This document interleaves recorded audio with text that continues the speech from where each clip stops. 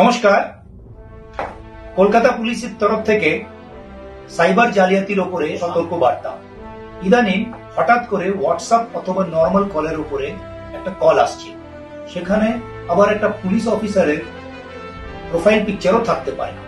এই কলে বলা হচ্ছে যে আমি দিল্লি অথবা বোম্বে সাইবার ক্রাইম থেকে বলছি, আমি কাস্টমস ডিপার্টমেন্ট থেকে বলছি, আপনার নামে একটা পার্সেল পাওয়া গেছে, সেখানে অনেকগুলো সিম কার্ড আছে, অনেকগুলো মোবাইল ফোন আছে। কোনো সময় বলছে যে ওর মধ্যে আর্মস বন্দুকের পার্টস আছে, অথবা বলছে যে আপনি ফ্রডের সাথে যুক্ত আছেন, আপনার নামে অনেকগুলো অ্যাকাউন্ট পাওয়া গেছে, আপনি মানি লন্ডারিং করছেন। এবার যখন কেউ ওদেরকে কনফ্রন্ট করছে, চ্যালেঞ্জ করছে, তারপর ওরা আবার হোয়াটসঅ্যাপের উপরে গভর্নমেন্টের সিল লাগানো, অনুমোদিত করা আরবিআই এর, কাস্টম ডিপার্টমেন্টের সিল লাগানো পেপার হোয়াটসঅ্যাপে পাঠিয়ে দিচ্ছে। তারপরে ভিকটিমকে বলছে যে আপনি একটা স্কাইপ অ্যাপ ডাউনলোড করুন, অথবা একটা রিমোট কন্ট্রোল এনি ডেস্ক টাইপের অ্যাপ ডাউনলোড করতে বলছে। যখন কেউ বলছে যে না আমি এরকম কোনো অ্যাক্টিভিটিতে যুক্ত নেই, তখন ওকে বলছে আচ্ছা ঠিক আছে, তাহলে আপনি একটা লিঙ্ক পাঠাচ্ছি, ওই লিঙ্কের উপরে ফর্ম ফিল আপ করুন, ওখানে 5 রুপিস আপনাকে বা 10 রুপিস একটা ট্রান্সফার করতে হবে, তারপরে আপনি এই পুরো ঝামেলা থেকে বেঁচে যাবেন।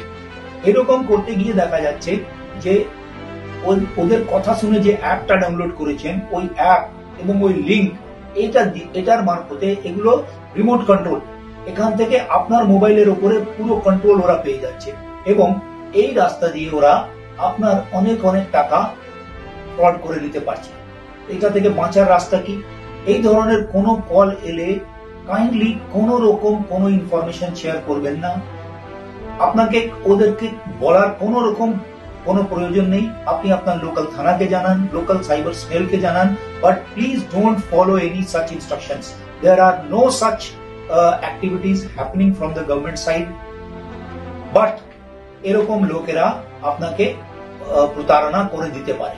তো এই ধরনের সমস্যা থেকে নিজেকেও বাঁচান এবং যত লোককে পারবেন এটাকে ইনফরমেশন শেয়ার করুন, so that this people can not succeed in their fraud activity.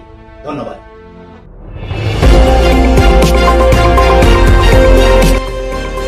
আমার বাংলা, সঙ্গে থাকুন, সঙ্গে রাখুন। আমার বাংলা।